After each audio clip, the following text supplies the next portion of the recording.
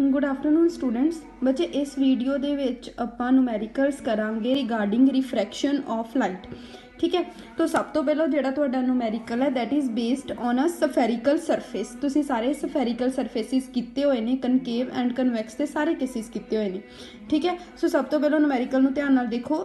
N object is placed in air at a distance of 40 centimeter from a concave refracting surface of material of refractive index 1.5. Find the position of the image if the radius of curvature of spherical surface is 10 centimeter. सब तो पहले देखो तुहानू की given आ।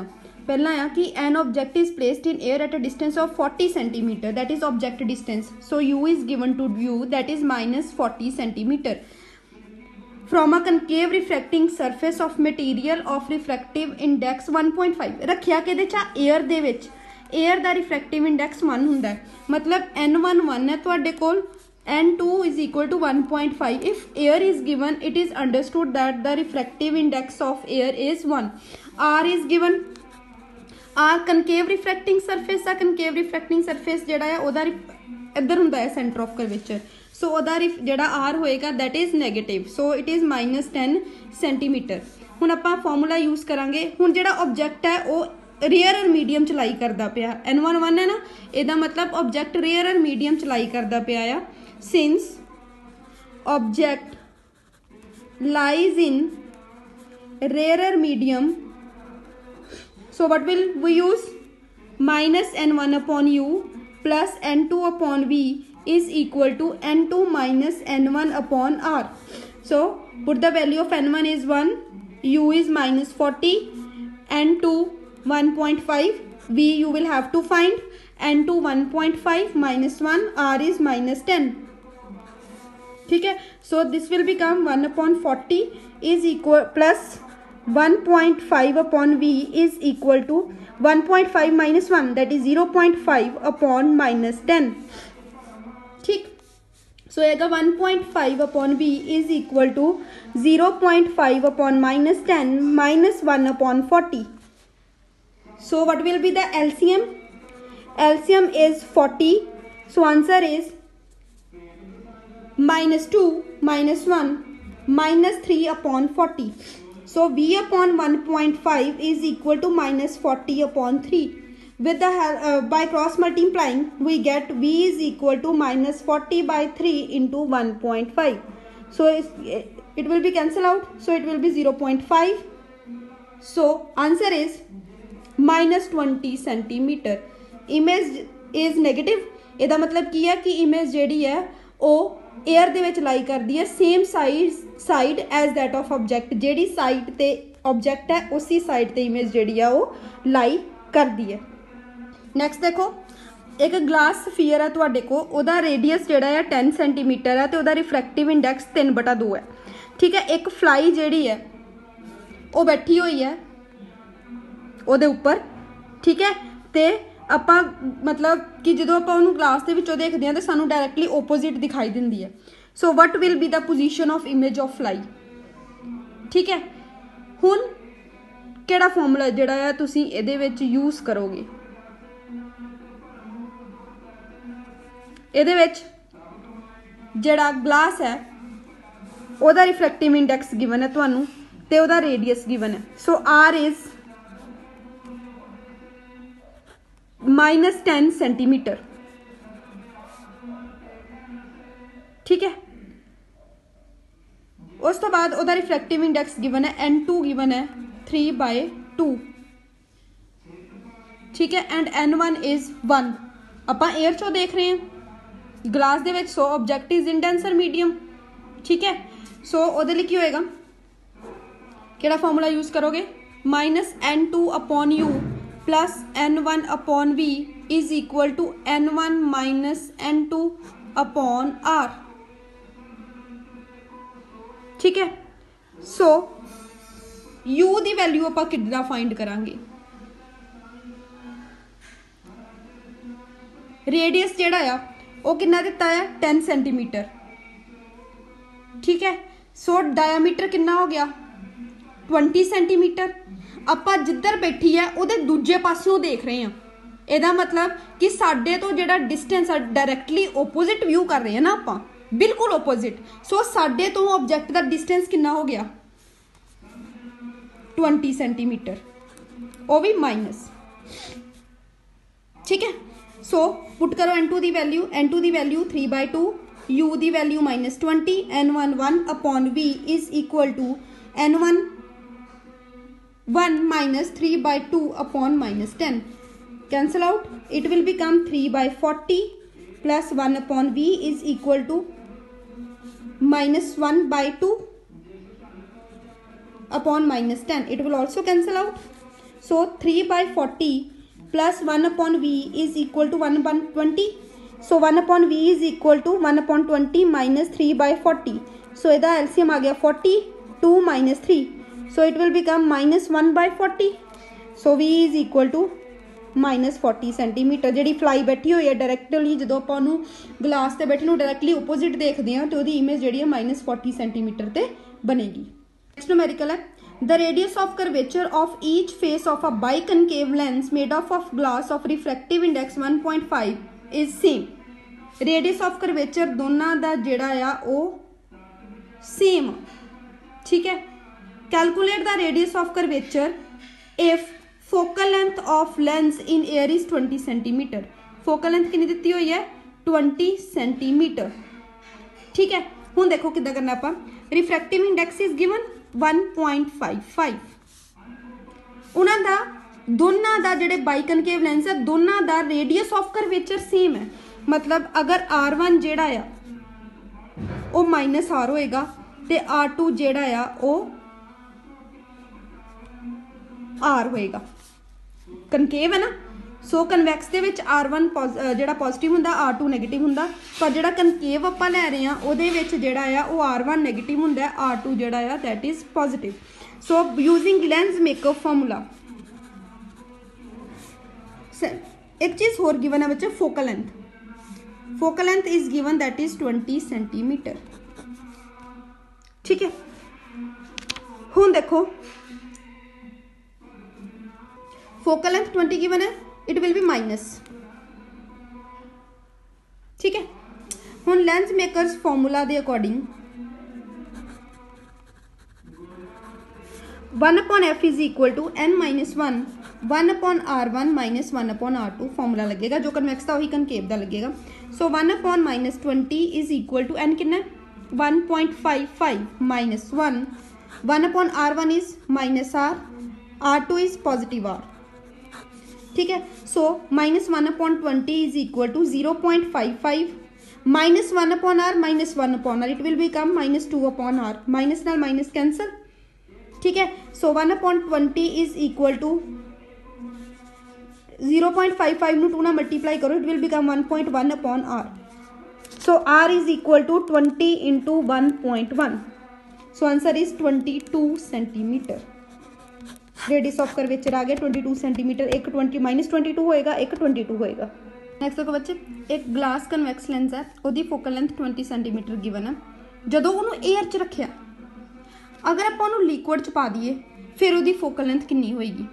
ठीक है, सो सब तो पहले सानू पहली कंडीशन एयर की लानी पेगी जदों कन्वैक्स लेंस एयर च रखा होया। ठीक है, फिर उसकी फोकल लेंथ एयर च कितनी है 20 सेंटीमीटर। ठीक है, ANG गिवन है 1.5। ठीक है, उस तो बाद लिक्विड का रिफ्रैक्टिव इंडेक्स गिवन है वो आप लिख लें ANL 1.63। ठीक है, इत्थे ग्लास नाल क्यों लिया क्योंकि कन्वैक्स लेंस ग्लास का बनया होया, उहदा एयर दे कंपैरिजन इन्ना आ 1.5। पर जदों आपां उहनूं लिक्विड च इमर्स कर दिंदे आ फिर आपां एयर का कंपैरिजन किहदे नाल करांगे लिक्विड नाल, तो उहनूं आपां लिख लिया 1.63। ठीक है, सो सब तो पहले आप केस लगाने एयर का 1/FA is equal to ANG -1 1/R1 - 1/R2। Focal length given है 20, ANG भी गिवन है 1.5 -1 1/R1 - 1/R2। सो ये आ गया 1.20 is equal to 0.5 1/R1 - 1/R2। So इतों 1/R1 - 1/R2 की वैल्यू आप फाइंड करनी है, वो आ जाएगी 1/20 इंटू 0.5 10/20 इंटू 5, ये आ गया 1/10। सो 1/R1 - 1/R2 तो को आ गया 1/10 10 ये तुहाडे कोल एक रिलेशन आ गया जो तुसीं जिहड़ा लिक्विड सॉरी जिहड़ा लेंस है उन्होंने लिक्विड च इमर्स करता। हुण तुसीं ग्लास ते लिक्विड देखना क्योंकि उहदे च एयर ते रही नहीं। सो दा फार्मूला आएगा 1/FL इज इक्वल टू